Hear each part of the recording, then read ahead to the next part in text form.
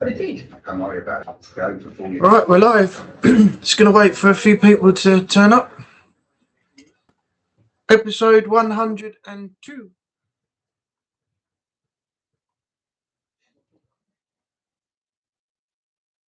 Hello, Jason. How you doing? Welcome in. David Moriarty, welcome in.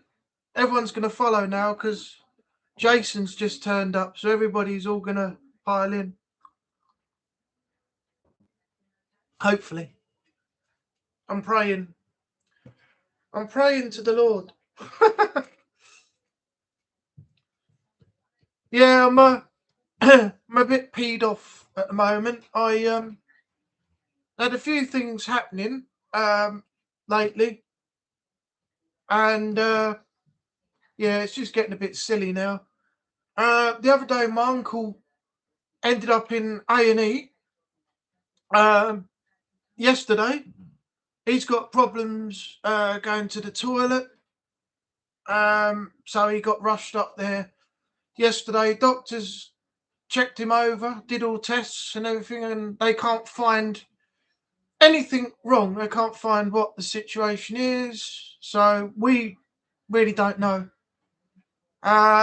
Apparently he hasn't been to the toilet properly for 2 weeks. So before that, my friend Cole went in for an operation. He had to have an operation on his ear on the 16th of December. And post-operation, his head's swollen up. So now he's got to take extra time for the swelling to go down and everything else.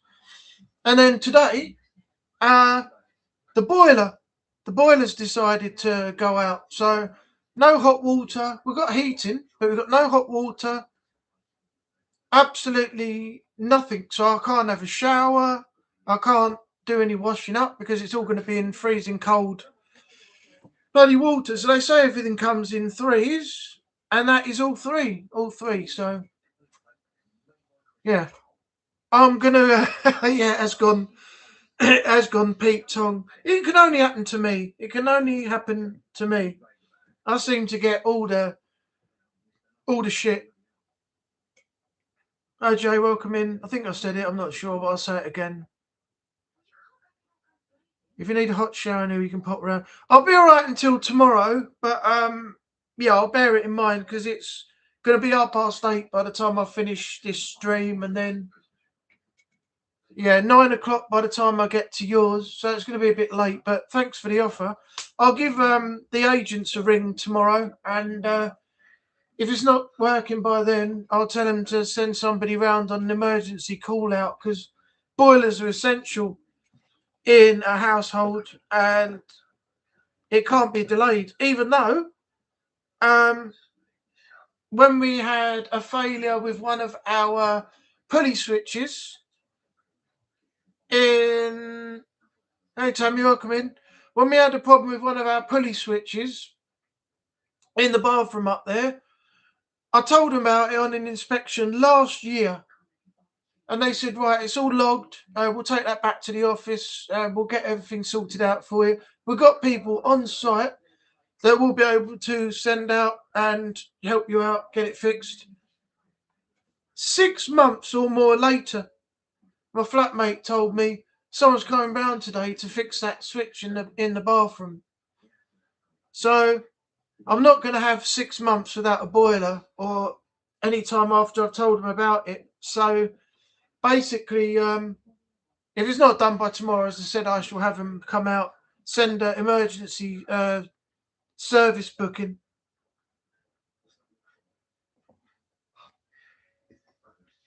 But yeah, I don't know. Over the Christmas period, it's just going to get hard for people. They don't want to come out, do they? You know, over the Christmas period, they want time with family, and they're like, "Oh, I've got to go and fix someone's bloody boiler today." No, I'll wait to spend my Christmas. Like, well, it's your job, isn't it? If you don't want to do it, don't do the job. You know, if it's going to upset you and you don't like it, don't get into the job. Yes, Merry Christmas to everybody. You've only got a couple of days. It's actually on Thursday, isn't it? Hey, Shadows is in. Welcome in, man. How you doing?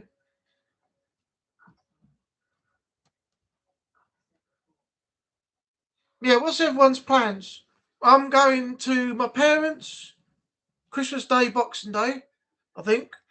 My other family are doing their own thing, but that doesn't bother me. I'll catch up with them afterwards. Well, the ones I want to bother with anyway. And I think uh, Christmas Eve, I might be catching up with a few friends and things, all being well. So yeah, what's everyone? What is everyone else doing? I take, I take it you'll see your son, or speak to your son at some point over Christmas. That's the family time of the year, isn't it, Jason? Don't know what everyone else is up to. Tammy, Jay, Shadows. Oh, David's round his sisters. Okay. Tammy's got her brother there, Christmas Day and Boxing Day. Oh, okay. Shadows, name change. I found out that somebody else has the exact same screen name as I do, except for they've had theirs since 2011 and have done nothing with their account. So I decided mine needs to be unique. That's a cool name though. Because yours used to be what? The Shadows, what, 666, wasn't it, at one point?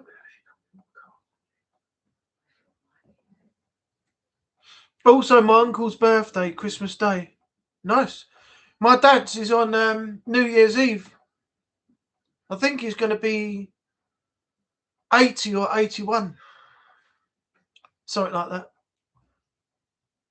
Oh, the Shadow's 666. I always thought it was 666. I don't know why. I always thought you had an extra 6 on there, 666.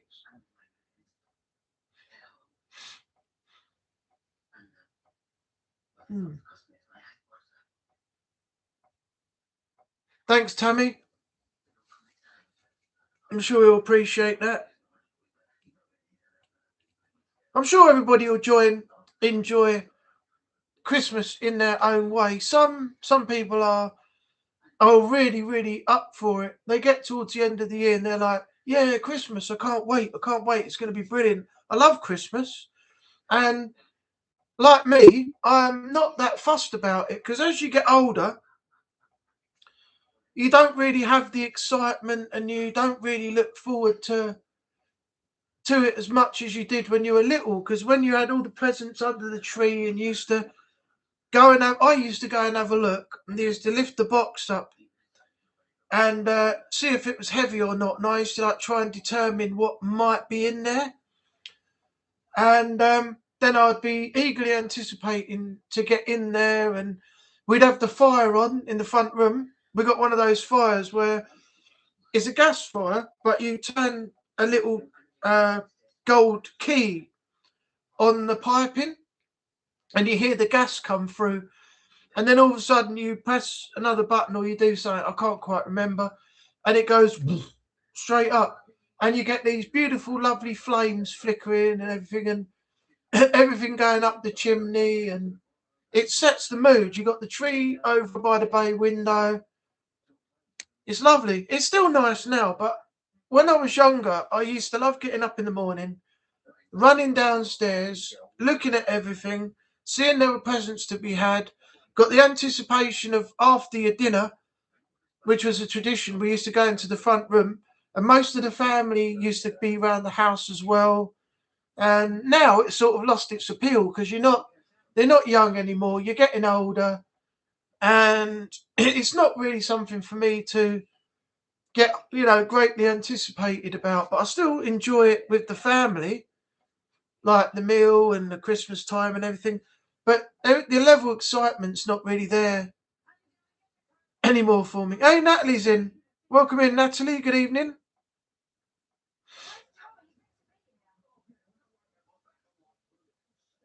Not the three of them.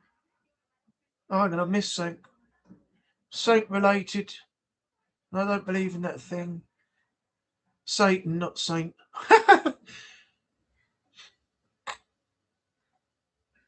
Personal reasons I don't celebrate Christmas anymore. That's fair enough. Shadows got a 25th. I've definitely missed something here.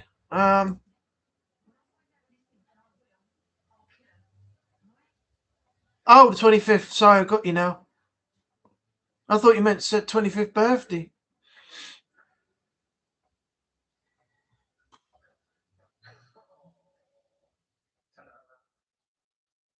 Shadows, we're going to grind out on SE5. Yeah, Scott was live this morning. I called in to his stream.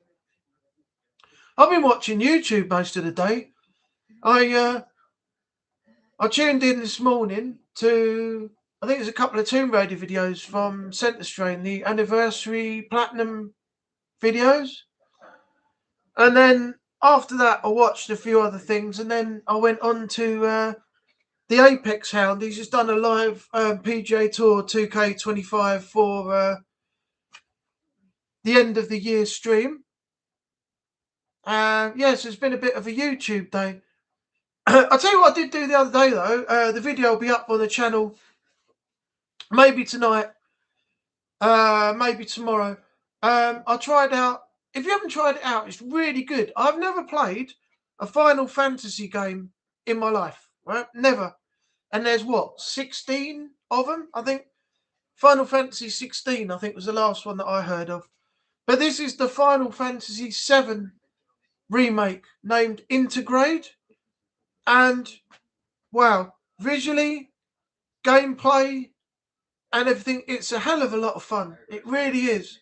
I'm not saying I'll do a full run through of the full game, but I'll have the demo out, as I said, maybe tomorrow or tonight. But the game looks really good, plays really good. Yeah, its story looks pretty cool. And for someone who's never played a Final Fantasy game in my life, I really enjoyed it. The boss battle at the end was absolutely mental before the demo finished. Absolutely mental, but a hell of a lot of fun. If you haven't tried it out, and it's on PlayStation, if it's on PlayStation as well, go and check it out because the demo is out now, and I think you'll really enjoy it. Plus, next year, keep an eye out because all being well, I'm going to start streaming some games as well. Made my mind up. I'm going to start live streaming some some games. I'm going to say I'm going to finish off some of the games that I haven't completed yet after the videos have gone up, and then I'm going to live stream some Tomb Raider 100%, all collectibles, Rise of the Tomb Raider, and then some other games. I'm going to start going through the year and live streaming at times. I just got to find out when it doesn't conflict with other people and what day is and time is good for me to do it, because I do this on a Monday, this live chat. I'm uploading some videos to try and get the backlog cleared as well.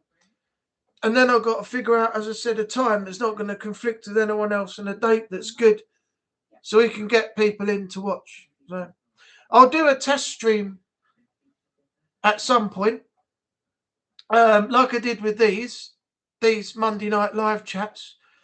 And then if it works out and it's going to be good, the stream will be a test to find out the sound, the gameplay, the quality, make sure there's no lagging, make sure there's no problems anywhere. And then if it works out, it's going to be something worth doing and it's going to work well, then next year is going to be streaming in 2026, as well as everything else. And also I'm going to do some more work for the other channel because that has been neglected, so I've got to really build that up as well. All right, where are we?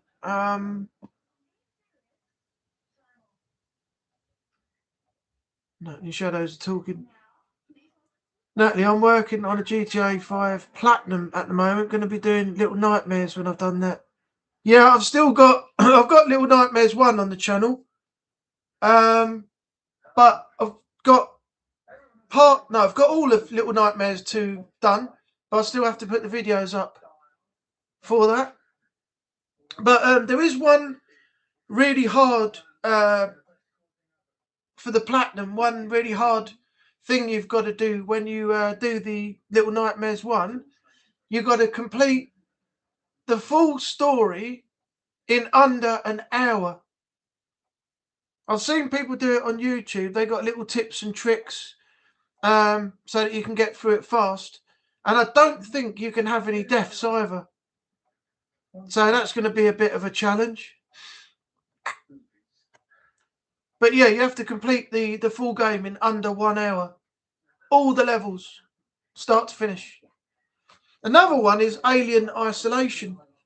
That game you have to do from start to finish without any deaths at all to get an achievement, a rare achievement. So that would be a nightmare as well. I was playing that on my mobile the other day.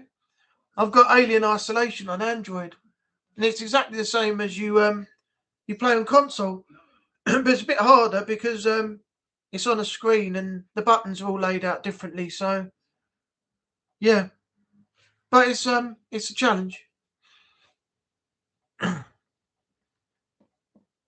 Well, good luck with it, Natalie. I hope you get it done. You've done well to get the other one done that you were set a challenge for. So I'm sure you can do GTA 5 as well. I've been cooking tea and modding. I've not had time to check. Oh, you're talking to Shadows. Sorry. Slacker. If you want a good game that will piss you off to platinum, play Control. You can get that on Xbox as well, can't you?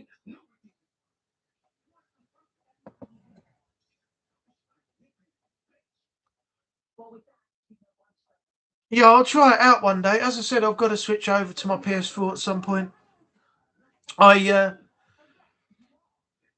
haven't tried it out since I got it.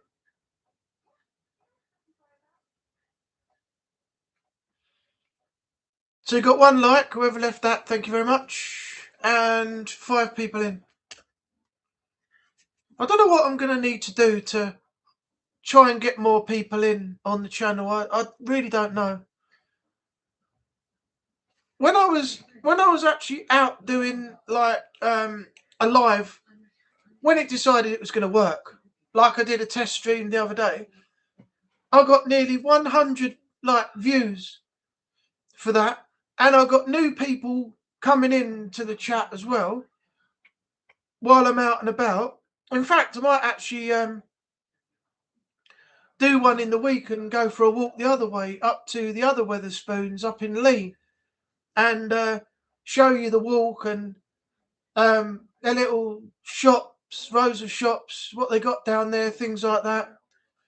But when I was doing that live the other night as a test, yeah, new people were coming in and chatting that I'd never seen before, and the views and things were bigger than what I was getting when I sit at home and do this on a Monday night. So perhaps it is better to go out and about and do a live as well as just sitting indoors on a Monday night. So that might help gain some attention. I'm not entirely sure. Happy Halloween, Shadows. You crazy man. Okay, I'm off to go grinding with my peeps. I hope it all gets better for you and yours over there, Neil. Take it easy. Have a good one this week. I'll catch you on the flip. Yep, every week, every Monday, Shadows, unless plans change, but I will always keep everyone notified in the posts or via social media or messages if I have you as a contact. You'll always know if I'm going to have a live or if I'm not. But thanks for coming in, Shadows. Good luck having fun playing online, Sniper Elite. Go and enjoy yourself. And I know you don't like Christmas, but try and get through it as best you can and have a good time. I'm bringing you over to Sniper Elite as soon as you set up your PS4. All right. Okay, that's cool. Yeah, I want to try that game. I've never played it. What's the best one? Because you got up to Sniper Elite 5, and then you've got, is it Sniper Elite Resistance or something now? So what's the best Sniper Elite game? My excuse is simple. If someone wishes me a Merry Christmas, I wish them Happy Halloween. That's all right. We're all happy little bit of banter here. Sniper Elite 4 is the best. Okay.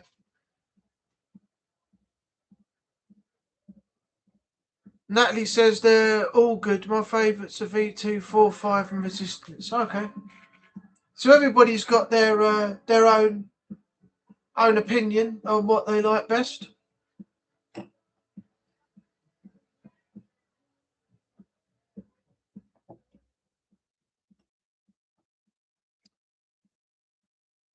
Three left.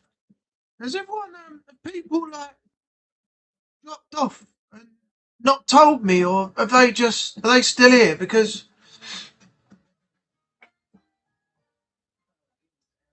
I can only see three, and I haven't seen much interaction from people that were in here a moment ago. Unless YouTube's algorithm is playing up again, and it's showing less people than what's in here already. Everyone who's still here, put a thumbs up in the chat, just so I can check. Because YouTube does go very strange sometimes, and it doesn't show everybody that's currently in the chat. It's not like up to date in real time. So we've got Natalie and David.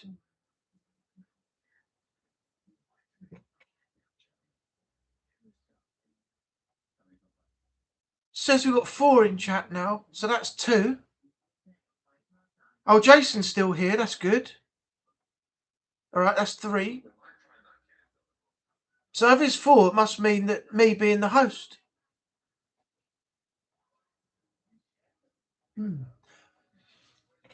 Alright, so Jason, I've got a question for you. What is the plan when you come down here? Considering you transitioned from Haunted Sessions to Jason Butler Vlogs and going back to vlogging again, when you come down, are you documenting, say for example, Rettendon, just to throw something out there, are you going to do it as like a vlog stroke crime report on location? Because obviously I wouldn't have gone there for a paranormal thing. That's a totally different entity. But is that your concept for visiting that place? Yeah, so I knew you wouldn't have gone down there for the paranormal because the paranormal's gone on your side. But what I wanted to know is if you're going to do it as like a walk around documentary on location, talking about the events, talking about the people, you know, and having it like something like that you can edit down into something good, you know, like a crime story sort of thing to put on your channel, because that's what I'd do if I was there, because it would go as part of my crime story thing that I do, which I've really got to get back to because I haven't actually done many of those lately. Not since the Foxcatcher one I did. Hey, Renee's in. He's peeking. He's peeking. I can see your eyes, mate. How you doing, Renee?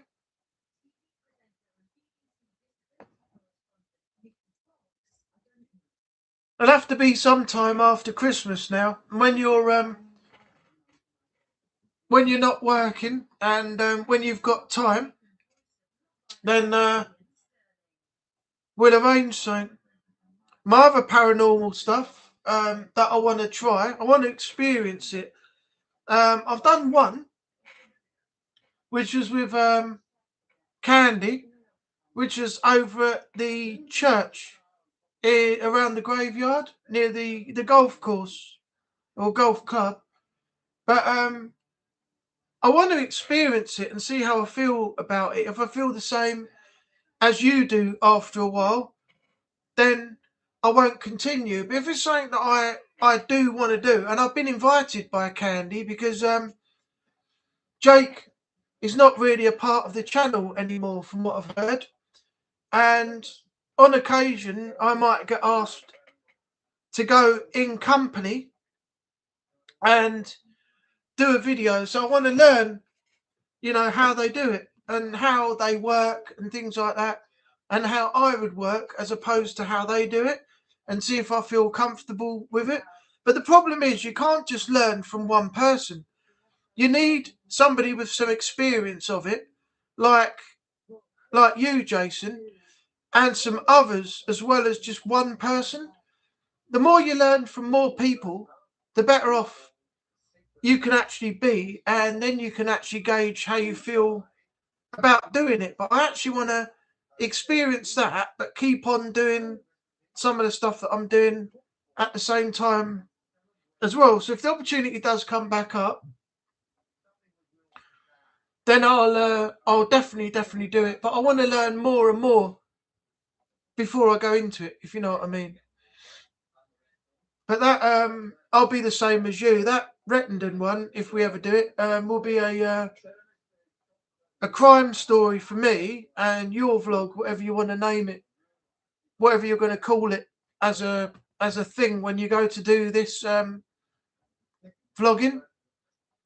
Because vlogs are all different, aren't they? You do a vlog somewhere when you're walking down the street, you're going to get some milk and some bits and bobs, and you're vlogging at the same time. That's just a standard vlog to be uploaded later. But if you're doing something like in a location where a crime took place, that's a totally different thing. And if you're going to be doing a series of it, you need a name for that particular series. So, yeah. Vlogging is all different things. It's not just linked to one particular thing. You can do it anywhere. Anywhere at all.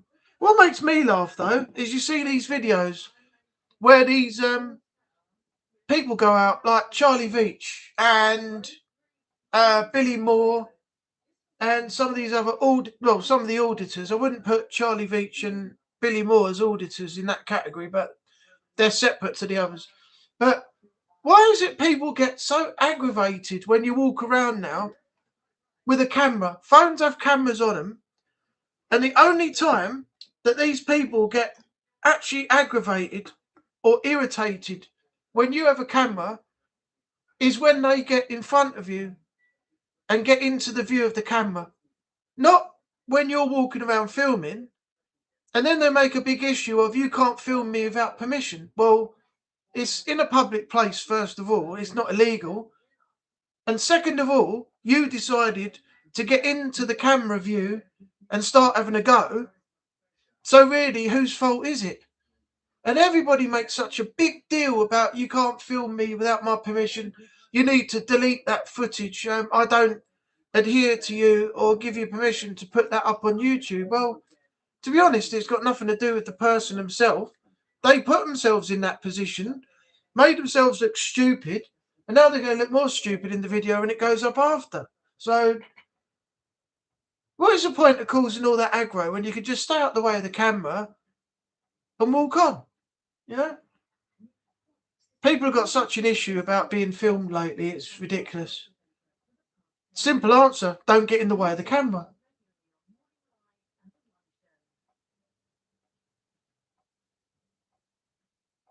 A lot of illness about at the moment. Yeah, I know. Everybody's got it.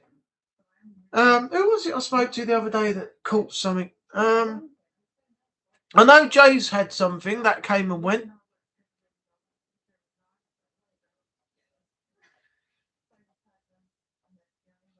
I think they're assuming the person filming is making money and they're not. Well, you can only make money a certain way if you get to the requirements of YouTube. If you don't, You're not profiting on anything. I mean, I got bloody copyright struck the other day, and you know, I done all the right things, and they ordered, whoever it was, Web Sheriff, whoever that is, ordered a takedown, and the video got taken down. I deleted the video, which made no difference, and I had to do what they call copyright school, and now I've done it. The copyright strike will be taken down in about 87 days from now. But yeah, all I did was I found I know it's stupid. I found a Bryan Adams video, right? And I like Bryan Adams. I think he's a great singer. And there was a clip, and it's in abundance on YouTube. And he was singing Heaven live at Wembley 1996, right? And after the intro with the guitar, he opened his mouth like that and stopped. And the whole crowd sang the first verse. And I thought, wow, how amazing is that? When you're a musician and you get the crowd doing that, or they join in with your songs, you stop and they start singing and everything else. It's a moment that makes memories for that artist, right? So I put the video up and I put in a disclaimer saying I do not own this footage. It's for promotional purposes only. This is all in my post on the community page. And I put underneath, it is the intellectual property and owned by Bryan Adams YouTube. And I even put the link to the video in the description as well. So people watching it could click on it and go see that video. Now, what I was expecting was that I would probably just get copyright claimed. Now, that means that the video will stay up, but I can't profit from it. And all royalties and money go to the owner, which is fair enough, because then I'd be in breach of copyright if I made money off of someone else's video with that video that's on my channel. So, yeah, I thought that was okay. And I went on my channel earlier, the video had gone and taken down, and I had a copyright strike issued to me by this Web Sheriff. So, Web Sheriff, I just want to say thank you very much for being an arse. And you could have just put a claim on it that all royalties would have gone to you, money would have gone to you, and I still had the use of your video promoting your content. I didn't go and breach anything, but no, you had to go and do a copyright takedown on me, didn't you? So, yeah, now the copyright's going to be gone in 90 days, and I won't be making that mistake again, trying to, promote some really good music for a really good singer, because you get people like that just, at least they used it, I suppose, in the right way, but it could have gone about it a little bit better. You know what I mean? I'm only a small channel, not a big channel earning money yet with hundreds of thousands of subscribers. I mean, that was a bit of a dick move, to be honest. But there you go. What happened to fair use? Well, fair use, and Jason will probably correct me if I'm wrong, and Beardo's spoken about this before, and other people.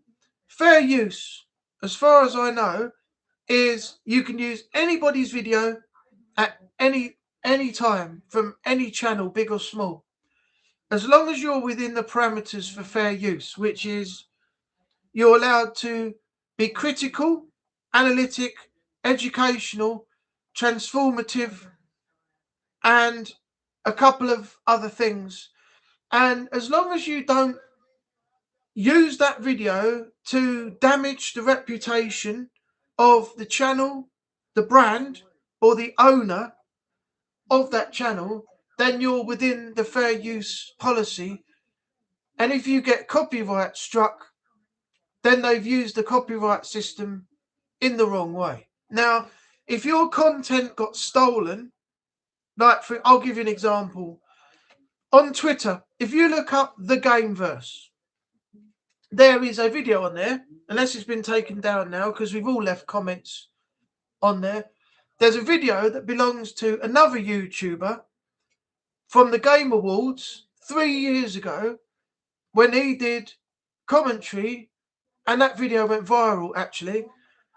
He did commentary on the Game Awards. Now, this guy came up on stage, and I don't know where he came from. He spoke on the microphone in front of everybody that had won the award, and he said he wanted to thank his Orthodox Rabbi Bill Clinton and some other stuff. And the owner of that video, Centre Strain 01, was told that that video was on Twitter on this other guy's channel. Now, the guy never gave credit and took the video without consent. Now, that is a breach of copyright, because the video that belonged to somebody else is now on that channel. So without acknowledgement and taking that video without consent and putting it on his channel, that's a breach of copyright. So that gives you carte blanche to go down the copyright route. But that's up to the owner of the channel that the video is taken from and the person who's got it on their channel. But messages have been left. So there's a difference between actual fair use and a breach of copyright yourself. And you can correct me if I'm wrong, but as far as I know, that is what fair use is all about. I got 2 copyrights in the whole month of November, and now both are gone from a while ago now. You got 2 copyright strikes, or was it a claim on the video though? You wouldn't have got struck, I don't think. Dave, I think Robbie Williams overdoes the audience participation. I haven't seen or heard anything from Robbie Williams for a long time. I don't even know what he's doing now, but some people do. Some people really do, but it's their style of entertainment, isn't it? You know, it's the way they work.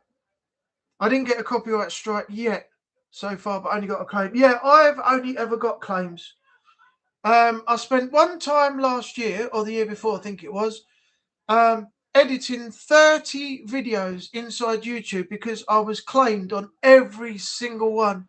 I had to chop bits out, mute the sections and other things just so the video could stay up. But luckily, I haven't had too many copyright claims this year so far, I don't think. And I've had 1 copyright strike, which is the very first one I've got in 10 years. So, again, thank you, Web Sheriff. You shit. Looks like this whole week is going to be easy peasy mod work. It will be on my channel, Renee. Hardly anyone here. I don't even need mods at the moment. There's hardly anybody in the chat.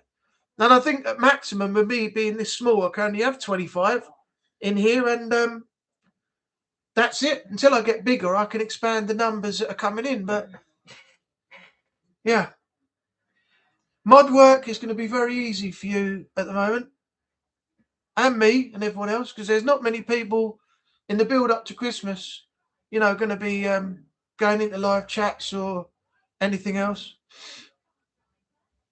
In the new year, I think we'll start picking up again, won't we? Renee, Natalie, I smell you missing my streams. Renee sniffing Natalie out. Good. Yeah, I found you. You're not in my stream, but I found you.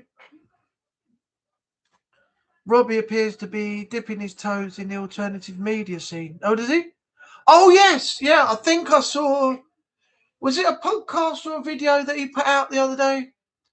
I think he's branching into like YouTube videos or something like that now, isn't he? Since Strain is out this whole week visiting his mother, that is. Yeah, he's gone on... did he go on the 17th? No, he'll be done by now. Didn't he say he was going on the 17th to the 21st? So he should be back now. Hey, Jay's back. Like Boy George said in Karma Chameleon, you come and go. You come and go. And that's Jay. He comes and goes. He's not red, gold, and green, though. And the colours are not like my dreams.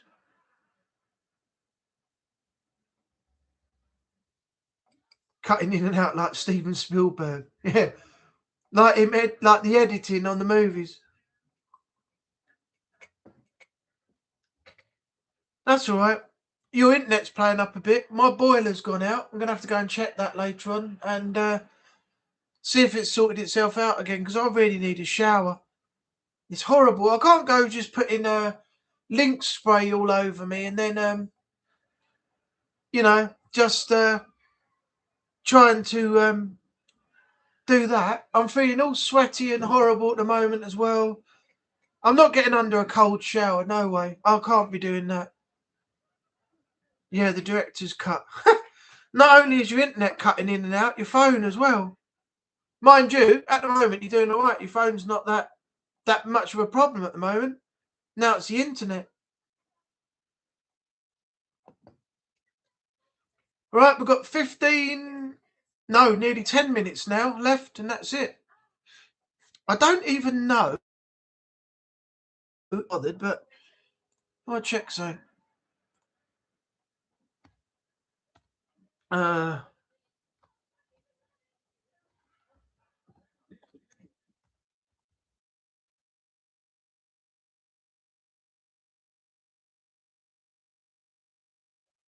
Monday Live. Yeah, they're going live straight after me. It's 9 o'clock now.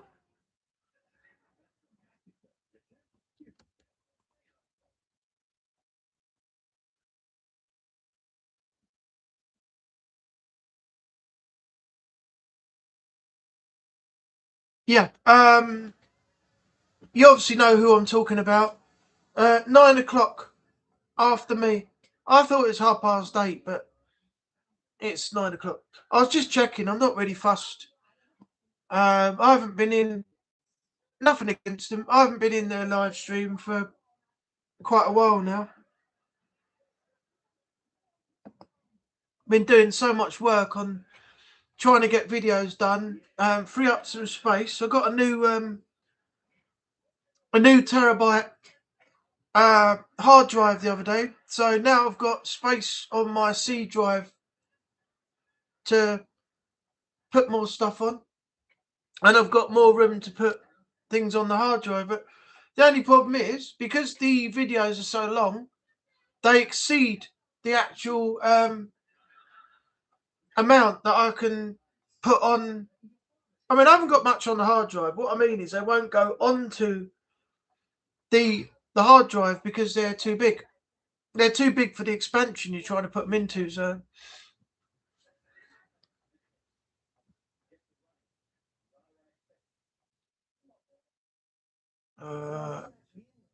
he went on it yesterday. He was on Andrew Gold's channel, I think. I don't want to jinx it. No, don't jinx it. Don't jinx it, Jay. What am I on? There we go. Put it back up. For some reason, my volume on my microphone keeps dropping every time I go live. Don't know why. It doesn't do it on anything else. No. Eventually, I would return to streaming content and such, but this week I have extended weekends, more time for gaming, and maybe streams. Well, if I get my code into the Xbox and get 3 months of Game Pass, not only can I enjoy trying out some other games and stuff, I can play you on FIFA, Renee. But I don't. If I'm on Xbox, I don't know if you're on Xbox or PlayStation, or if we can. It can cross play, and you can do it for a stream. But if you're down for it, I can get the code put on in the next few days. Stream Sniper Elite and me and you will do Invasion Hunt. I do want to try that game out at some point. I really do. Got some brutal kills, and have they still got the Assassinate Hitler on there? Because I've never seen too much of that when they made the new ones. But I remember back in the day, you had the Hitler assassination thing in the actual Sniper Elite, sorry. But as I said, in the later ones, I haven't seen any of the Hitler assassinations. I don't know if they removed it or put it as, you know, a separate content that you do at a different time. But I definitely remember there was an opportunity you could snipe Hitler in the previous games. Some of the ways people did it was insane.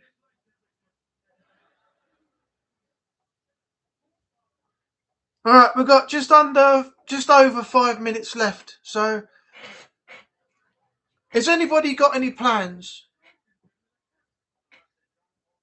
So I may go to about 9 o'clock. But if we want to finish at 8:30, if people's got things to do, let me know in the chat. Let me know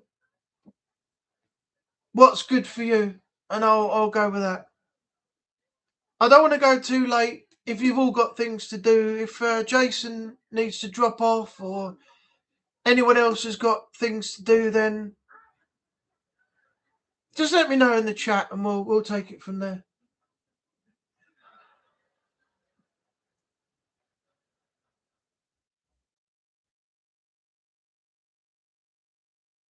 I'm going to pop out. I fancy a tub of yogurt. All right, no problem.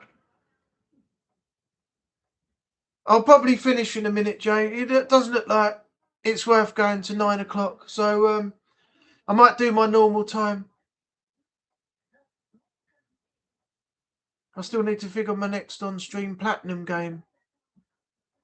Oh, by the way, I think you're going to enjoy the next video that comes soon. My stealth, it'll probably go all to shit in the video now. But now I've said that. But my stealth in Rise of the Tomb Raider is it's just red hot. I done it the other day as a practice. I played the full game again, and my stealth was just on point. I took out everybody with stealth, apart from a few that I couldn't do anything with when it comes back to the combat side of it, which is scripted, which you have to do. But man, my stealth in that game was absolutely spot on.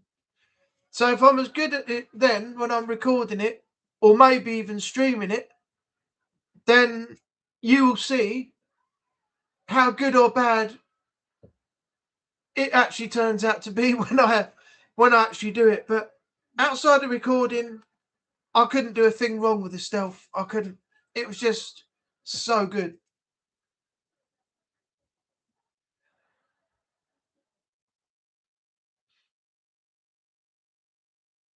It would be hilarious hearing you on my stream then if we do it right. Yeah, I know. Especially what it was like when I was playing UFL and a couple other things. I think YouTube would have to censor me. Because after a while I'm like, what the flying?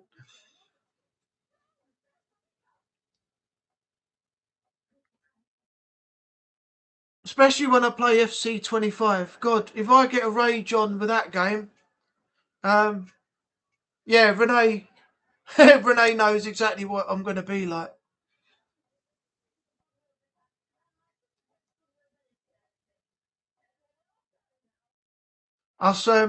Yeah, UFL. That was the one that I got the raging on. That was just straight up stupid, absolutely stupid. FC25 is going to be the new one, the one that I get it's going to be my redemption arc. That's going to be my redemption arc, that game. Because I'm not going to go over or roll over as easily as I did on that UFL game. No way. I can tell you that for a start. I'll have to go trim my beard up later on. All this up here is getting a bit long, look.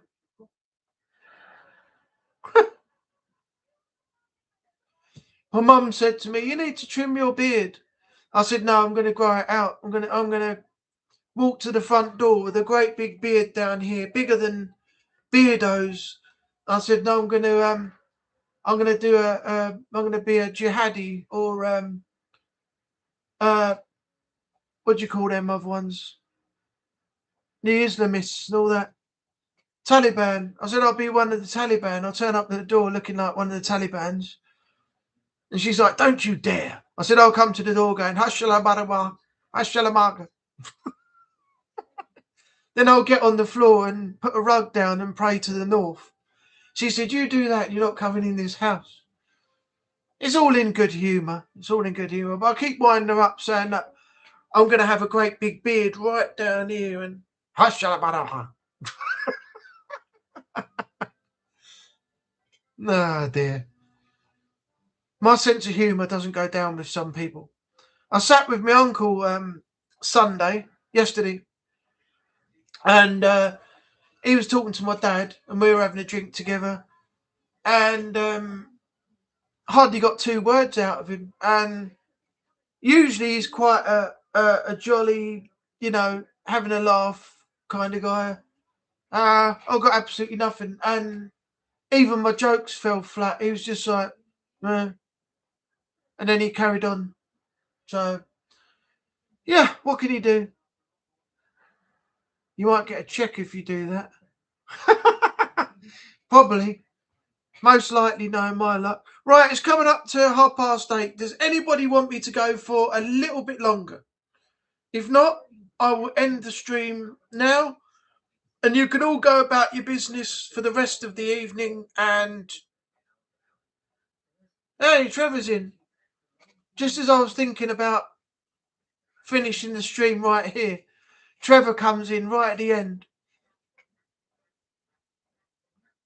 Oh God, Steptoe and Son. Does anyone remember that?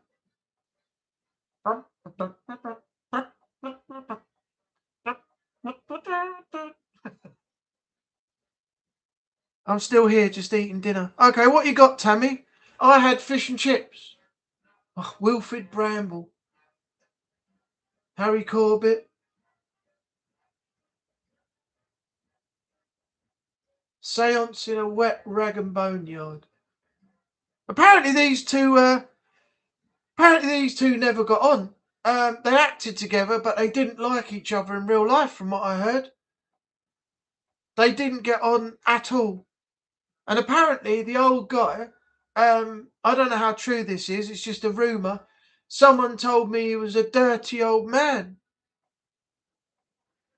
So they worked together for the series, the sitcoms and things.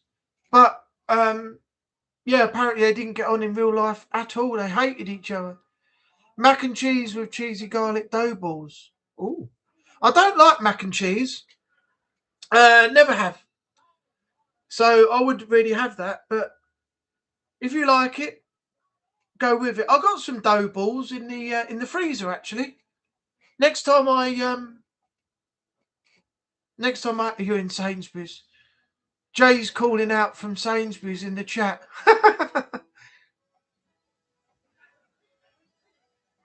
Oh right, yeah. Cheers, Jay.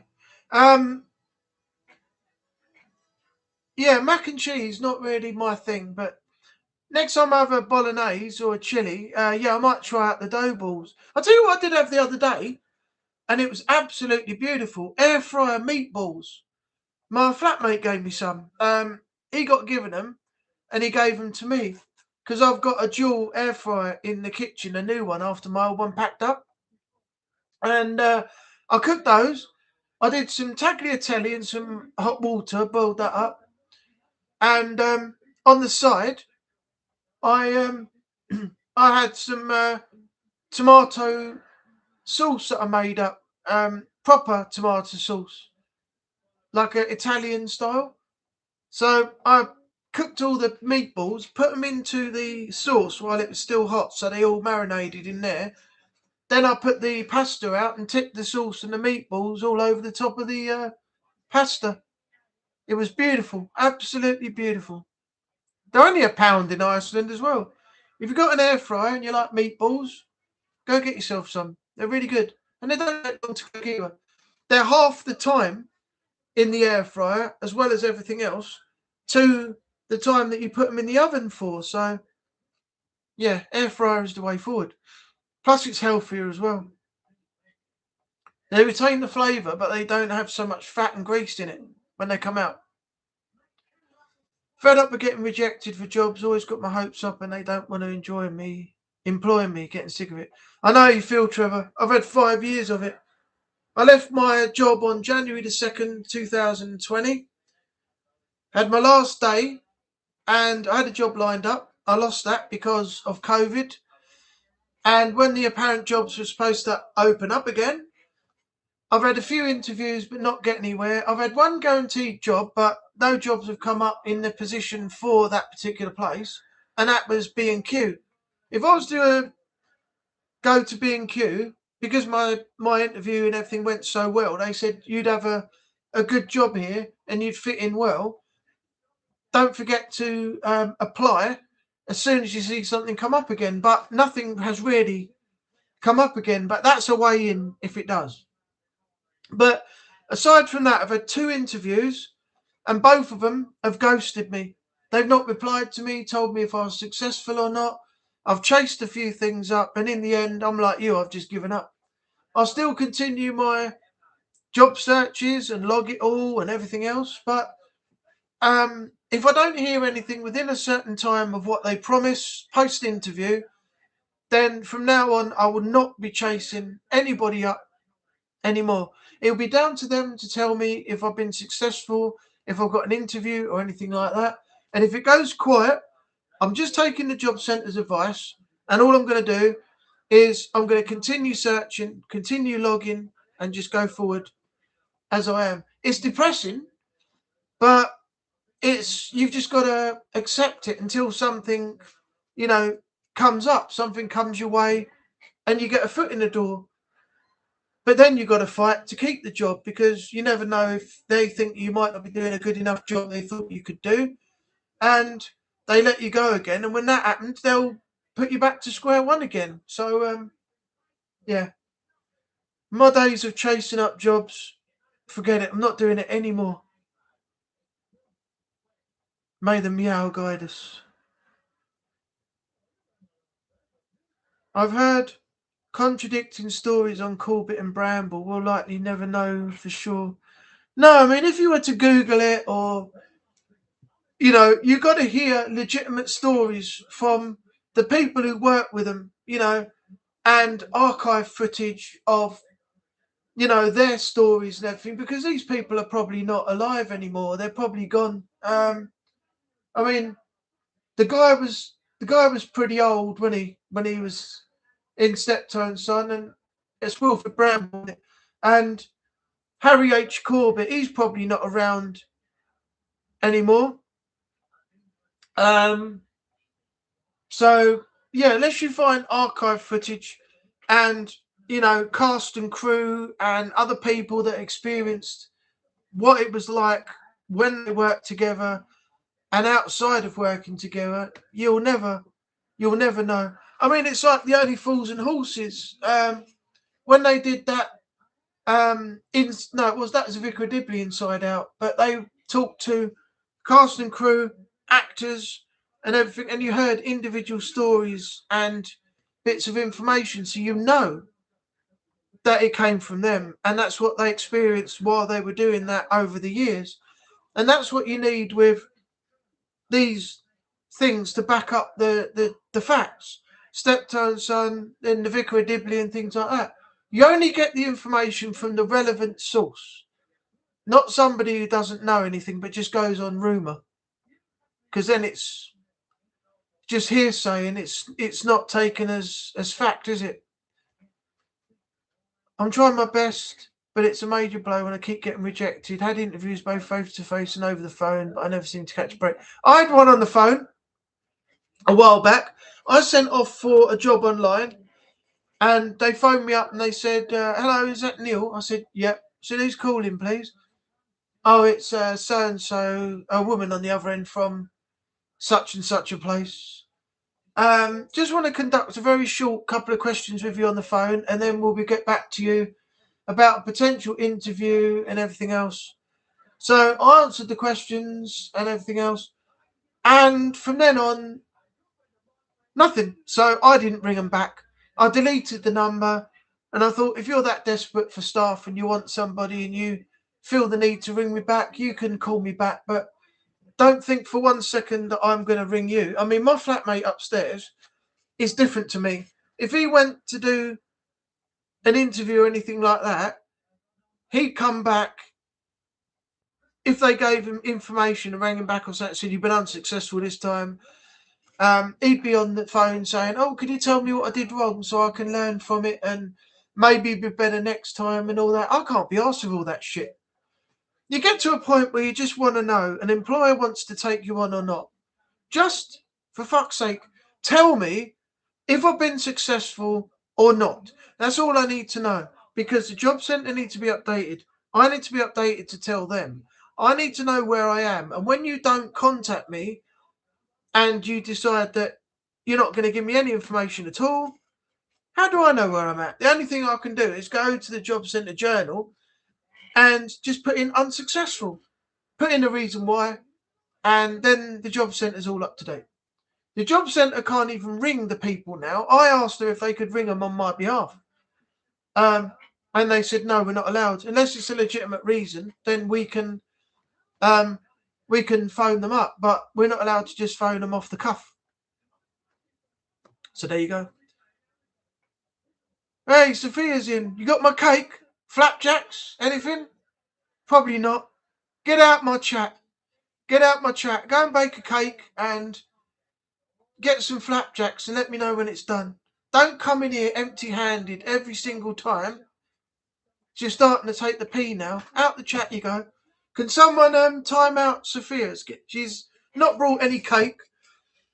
She's not brought any flapjacks. She keeps saying she's baking. She didn't provide any cakes or anything for my 100th episode. Someone give her a time out. Getting pissed off. No, I hope you're doing well, Sophia. I hope you're doing well. Looking forward to Christmas? What are your plans? Okay, where are we now? Because of my little tirade. Sounds good, Neil. I make my own garlic bread in the air fryer. Tammy, you're going to have to tell me how to do that. You just, I suppose it's just bread, butter, garlic, and then just stick it in the air fryer, I suppose. I don't know. I'm just guessing. I don't know everything about food. No, emojis are not good enough. Not accepting that. It's got to be a real sponge cake with a jam and buttercream filling.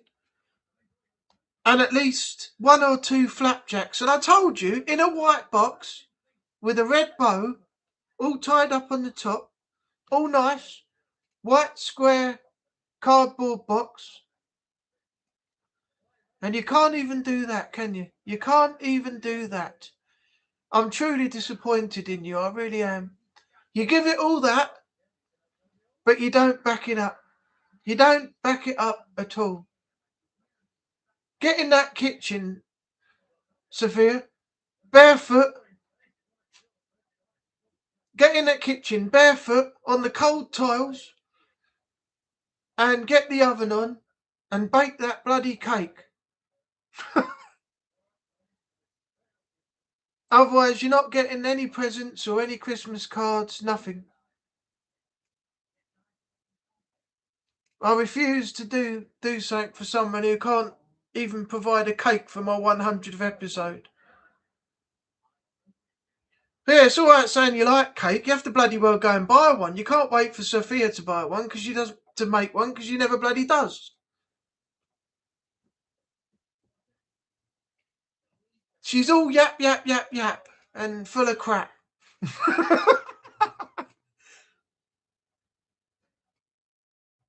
Yeah, Gordon Ramsay, I can get like that. I can get like that sometimes. My ex, Charlotte, used to hate me for being in the kitchen with her because I'd be trying to tell her what to do and I'd get frustrated. And she'd be like, "Oh, you're turning into like Gordon Ramsay." I was like, "Well, look what the fuck you're doing." I said, just don't put so much in. And you don't put too much in, otherwise it's going to go too soft. The too much butter in there. And we're trying to make the mashed potato for her mum and dad when they got home from work. And yeah, it was frustrating.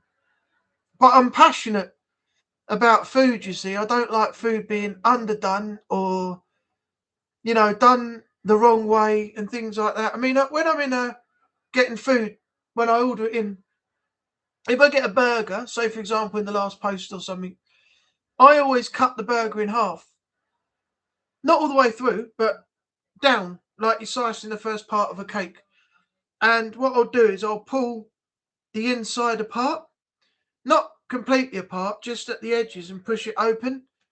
And I'll make sure that the meat is cooked correctly and it's not underdone and everything before I even eat it. And even with steak, I'll cut a bit off the end. And I mean, I'm not going to make a big deal of things if they're not right. I'm not going to say this is fucking horrible, get rid of it, stick it in the bin. Tell your chef he's shit. Nothing like that. All I'm going to do is just say, unfortunately, it's a bit underdone for me. Can you take it away and bring it back? In a few moments, if you don't mind. I'm not going to shout and swear. That's just being arrogant and above yourself. But, I am passionate about food and stuff.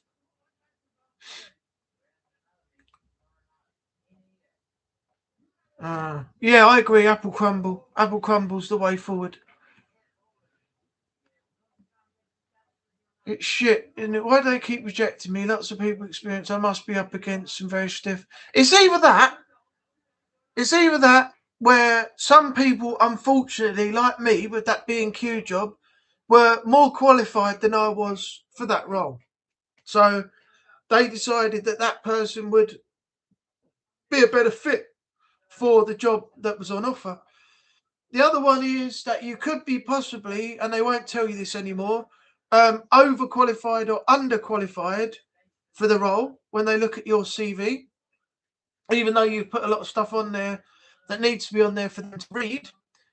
And the other thing is that companies nowadays want to be cost effective. And I've said this lots of times. They want, for example, in bar work now, they want children that are fresh out of school and they want to pay them less than they would pay somebody per month. That way they save money. They got some money held back for all their overheads and everything else.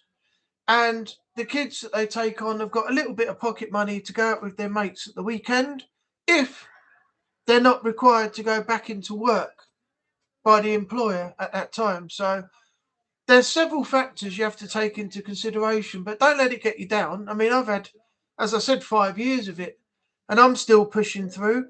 But what I do is I go out, I'll go for a walk, I look around, see where if there's anything available. I call in to the Weatherspoons, I go look around the shops. I keep myself busy with certain things so that I don't get too down over everything and just sit indoors all day. I mean, when I first was out of work, I was feeling as good as I am now. But over time, I think I said this before, I had to phone mum and dad up. And I said, I'm not feeling too great.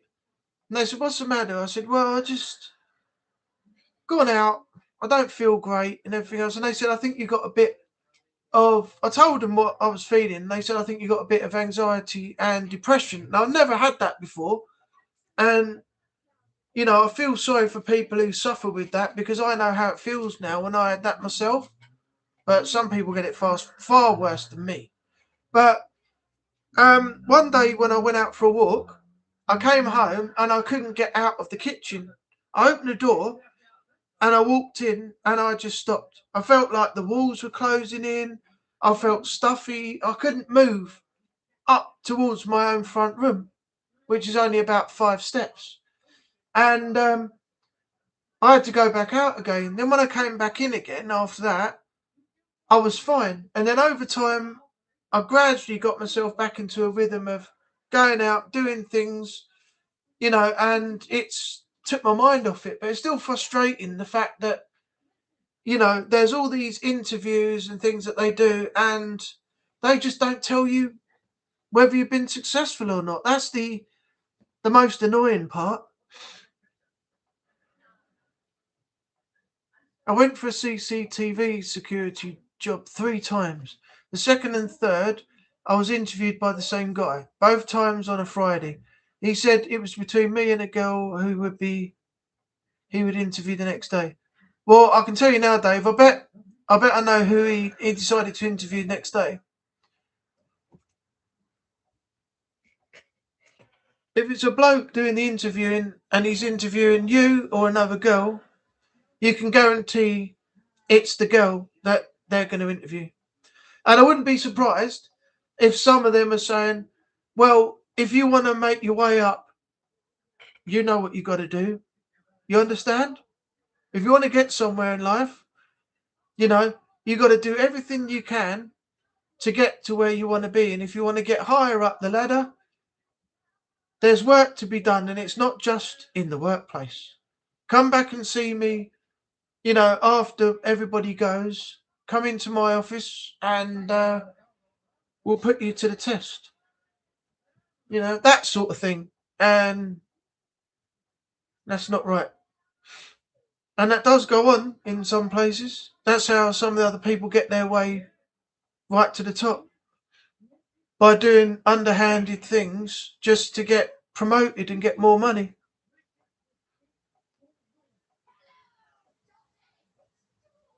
David never got it. Was told the third time I'd be a good addition. After not getting it the third interview, they even sent me a letter stating how good I'd be. Employ me then. Exactly. But if you were to go in and make a statement about that, it would go against you. You can't really win, you know? I mean, it's like I saw a poster in a window for CEX. Some people call it sex shop, but I don't see why, because it's CEX, it's Central Exchange. That's what the CEX stands for. But I always call it CEX. Anyway, bar that. There was a note in the window saying, please enter CV or submit online. So I had my CV with me while I was downtown. And I called in, and a guy came out of the back room, just about to go into where the counters were. And I said, sorry, can I stop you for a minute? And he said, yeah.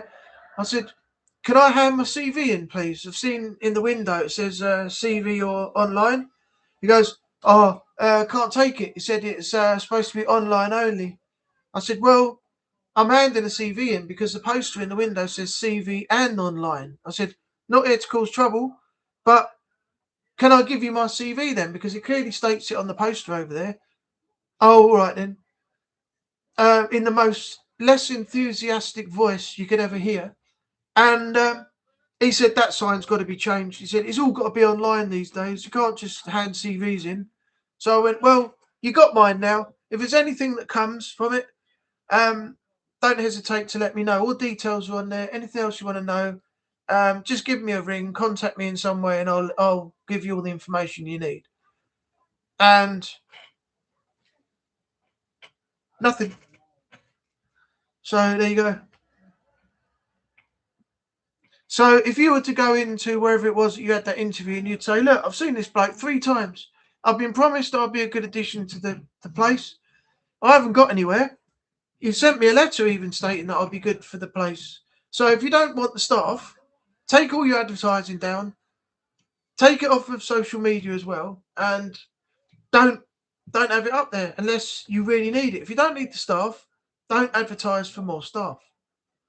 But if you went and did that, somebody would turn around and go, "Oh, well, that's not the attitude we want for somebody in this place. Perhaps we'll change our mind about him now." So you just, whatever you do, you're fucked. You can't do anything any different. You just have to walk away and think, well, I would have been a good addition, but they've lost me. That's their loss, not mine. Someone else will take me on and they'll regret not having me. That's the attitude you got to have.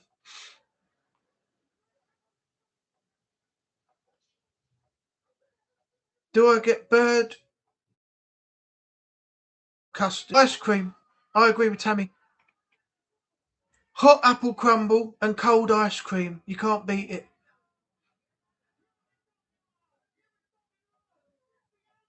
The big Christmas bake-off. Christmas Eve! Christmas Eve, motherfucker! Put a cake emoji on here. Oh, look, everyone's doing it now. I'm not accepting emojis. I want the real thing. It's a bit like a woman. I'm not gonna have a mail order bride. I want the real thing, and that goes for everything else. Not that anything's happening on the women front either. For jobs, finance, and women, I am lacking in every single fucking aspect of that. Every single one. And it's nearly 10 years now since I split up with my last girlfriend. All I've met is users, you're liars, and just general cheaters and twats. So, yeah. Makes you wonder sometimes. You should be better off alone. But then again, I can deal with being in my own company and with people as well. Some people can't. They have to have someone around them constantly. Otherwise, they don't like being alone.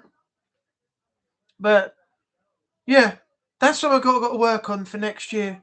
New job, new woman, and everything else.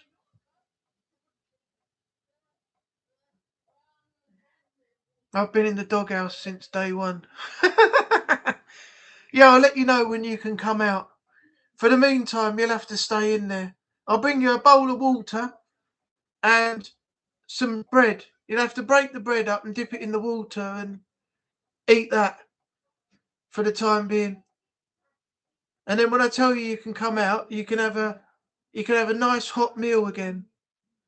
But at the moment, you're staying in the doghouse. Put a cake emoji on the comment section of the 100th episode. I think I saw that actually. Santa called magic. Not that bad. David, Jay. Jay's going with the ice cream. Probably fold it in the shredder. So, yeah, probably. Most likely that's where most stuff goes. They say they'll take it on and pass it on to the manager, and then they probably look at it for about 2 seconds and go, yeah, right through and shredded and gone. Why do employers always get your hopes up during the interview and they later tell you you're unsuccessful? I just don't know. Could be anything, Trevor. Could be anything, like I just said. They want younger kids so they can pay them less and save money in the workplace rather than pay me and you monthly wage. You're either underqualified or overqualified, or it's something else.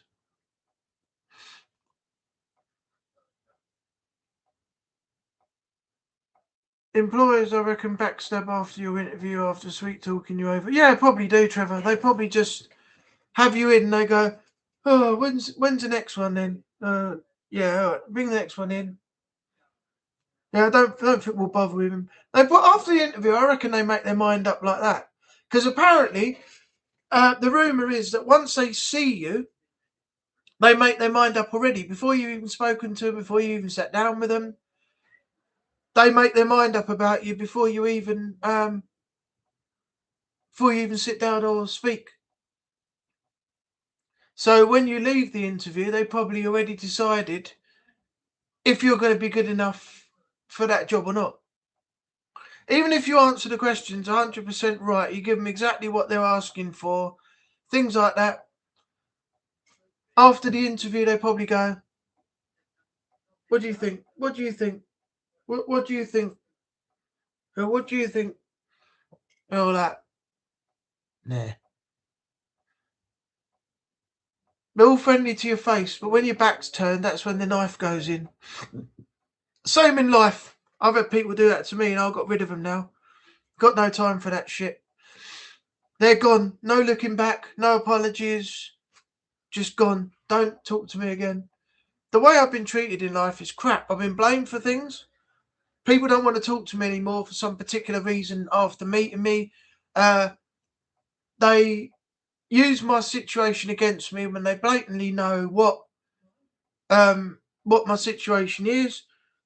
They tell the landlord that I'm moving out even though I haven't spoken to them, and then they spring the fact that they're moving out and I'm moving out with them as well, and things like that. I've got all this on my channel. I've got videos of what people have done to me on the channel now, you know.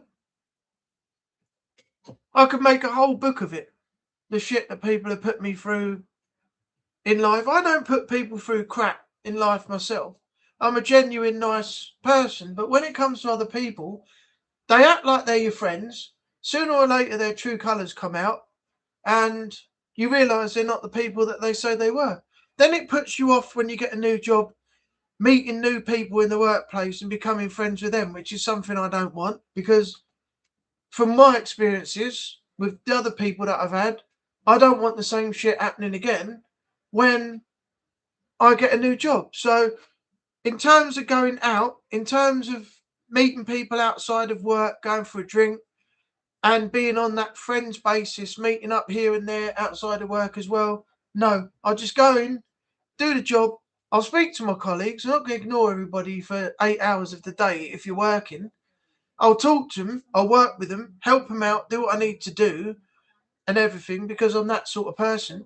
But outside of work, I will be going straight home. I'll get my YouTube videos sorted. I'll get my editing done. I'll do some new videos. I'll do some streaming.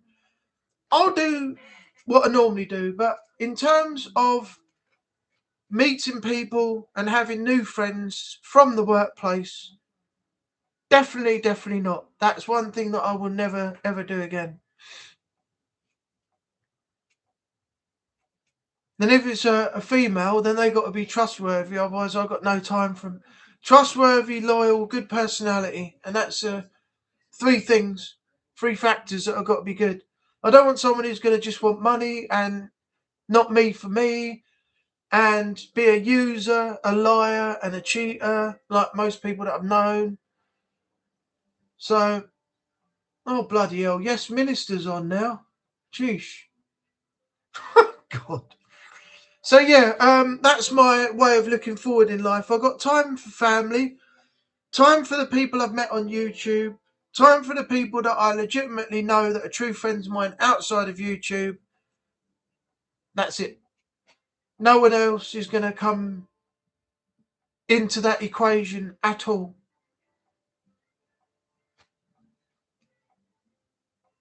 Customer service, that is my trade, Dave. I'm a qualified bartender. Customer service is my trade. I've done customer service most of my life. I've worked in my uncle's fish and chip shop. I've worked in a 5-minute car wash where I moved up from being a worker up to a supervisor.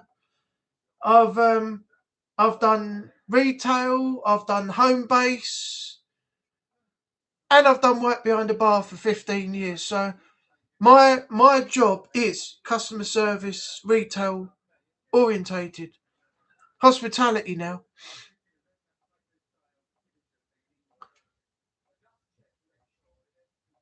Employers, I reckon, backstage. Snide comments made. I wouldn't be surprised. Yeah, I wouldn't be surprised if that's the case. As I said, they probably all look at each other when you leave the interview and go, "What do you think? What do you think?" No.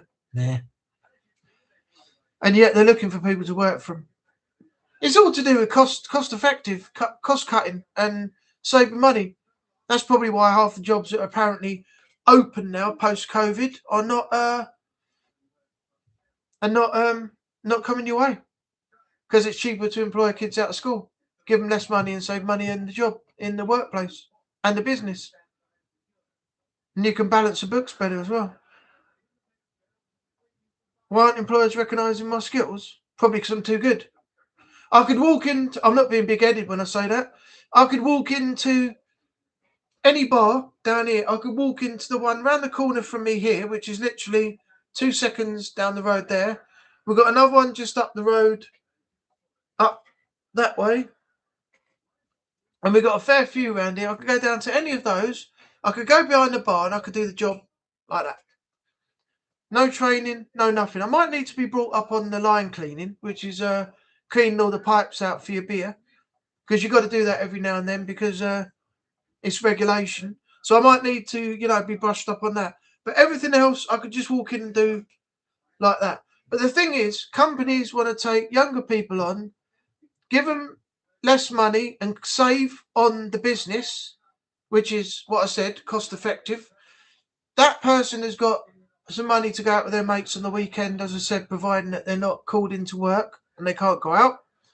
And then they want to train that person, take hours out of their day and their schedule to train somebody up to do something I can do like that without any training at all. That's the problem you got nowadays. That's the problem we're facing. God help me, when I eventually get work, I already know I'm not getting a job. It's hard, Natalie. It's very hard. People are always saying find a job before you left your old one, and I did have a job, but then as it went under from COVID, we've had all this time where things apparently are open now for people to go back to work. And look, 5 years later, where am I? No better off than where I was when I left my job the last time.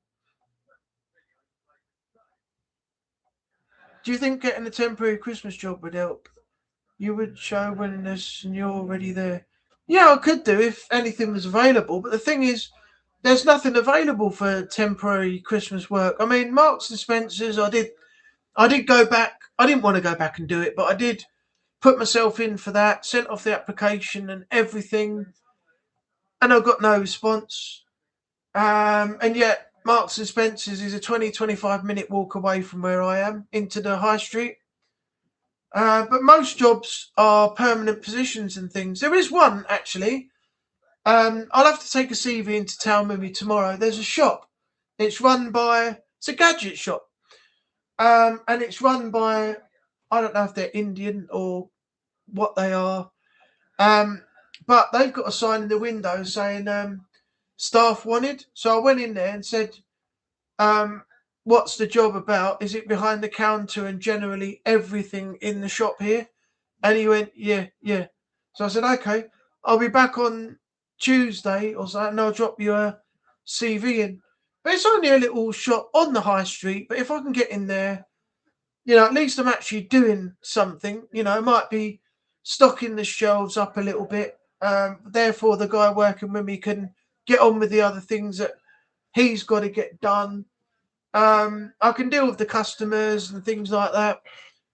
But it's all speculation at the moment. But if I can get that and it's only part-time, then I'm not fussed. But it's trying to get your foot in the door that's the problem. I mean, everything's online. Sainsbury's, Tesco, Asda, Lidl, Aldi, Last Post, Wetherspoons, the Elms, the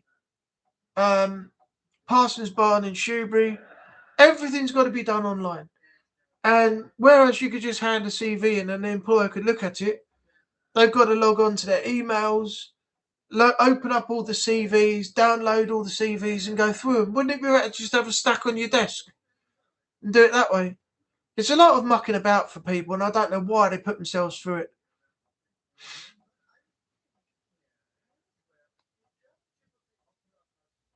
I know everybody's got a skill or certain set of skills in every job that they're qualified to do. But You just can't get your foot in the door. That's the thing. It's hard, the job market. Just carry on being patronised and made to feel useless by certain members of the family and the JC. My family are pretty good, actually. My uncle's a little bit negative, but the rest of the family is quite supportive. So they know I'm looking. They know I'm actively putting CVs out there, whether it's by hand, if I see something, or if it's online. I'm logging everything in my journal, so I'm doing the best I can do. I'm not bumming around and just waiting for the next monthly wage to come in so I can go down the pub again or anything like that. But I'm getting money in, I'm keeping a roof over my head, and I've got a little bit left afterwards for myself until the next month. With the universal credit that I'm getting, I did ask about it, what would happen with it, and they said, you're okay, it doesn't go. So I said, how does it not go? And they said, if you earn more than what we're giving you per month to support you, which is what the DWP are giving you, then your credit, universal credit, will drop to zero. But if you're earning less in a job than what we're paying you, we take 50 pence off of every pound you earn and deduct it, and we give you the rest into your bank account. So you don't actually lose the money unless you're earning more than what they're giving you per month on the DWP. So you can support yourself, pay your rent and bills, and still have money left over after. But I don't know if that's the case if you get a job, if your universal credit is still there and you still have job centre appointments. I don't know that far ahead, but that's how universal credit works.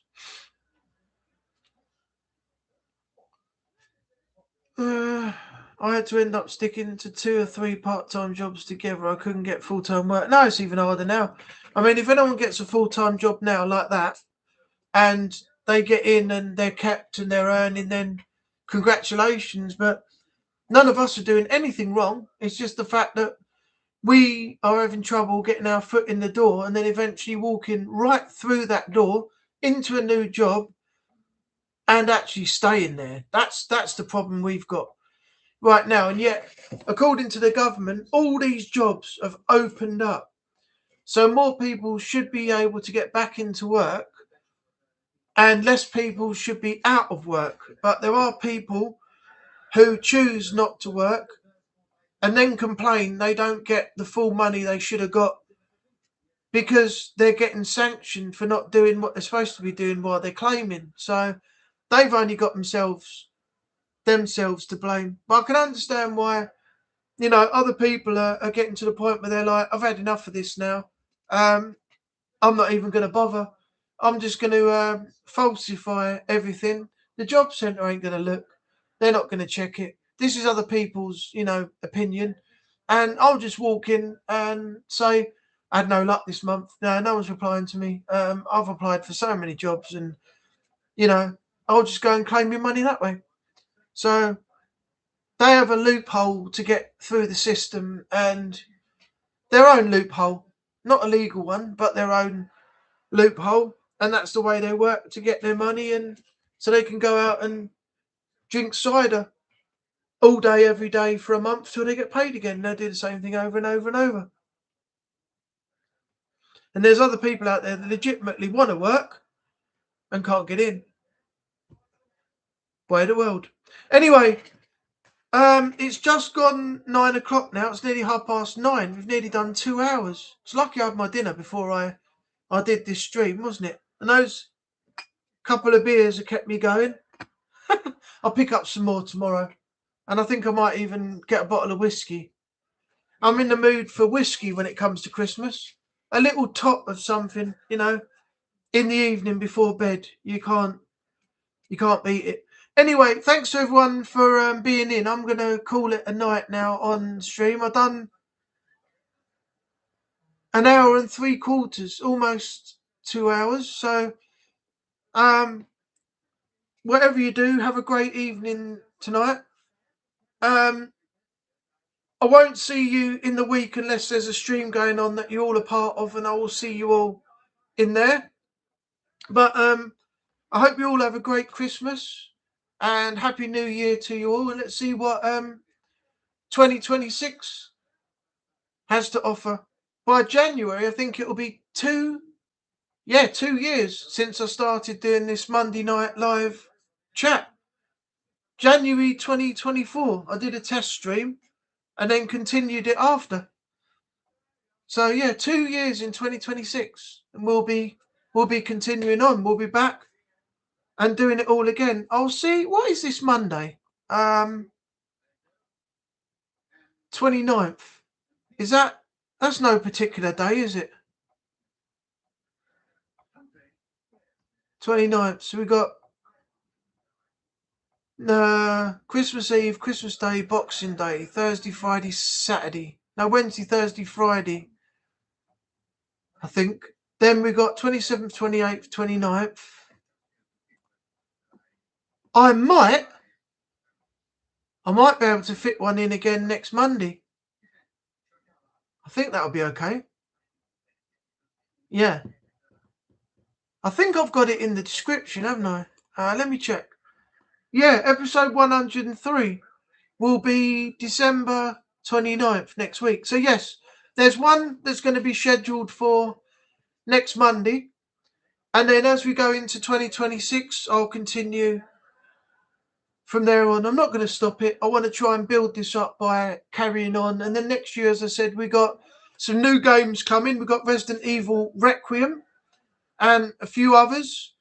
We've got some more games coming this year I'm going to put up because I haven't finished those yet, and I'm going to get some stuff done.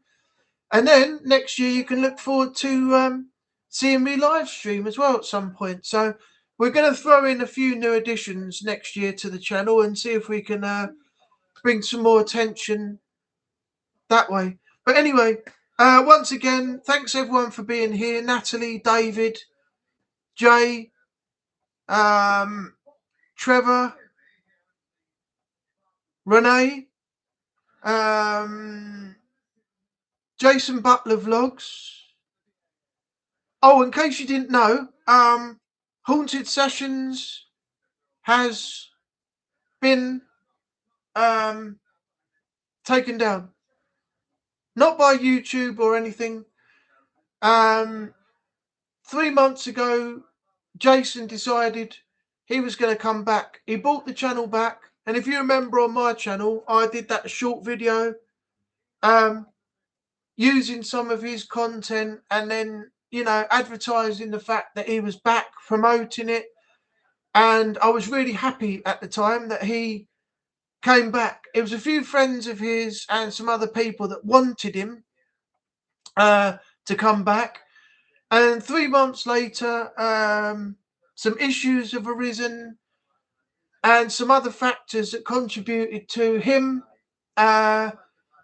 deciding that he was no longer going to be running the paranormal side anymore, and he's gone back to vlogging. Those issues and things I'm not going to discuss because I don't know too much about it. I don't know the full information. I only know a little bit of what I've been told by some people, but they haven't gone into full detail, so I'm not going to reveal it. But Haunted Sessions has gone, and rising from the ashes of the old channel is Jason Butler Vlogs.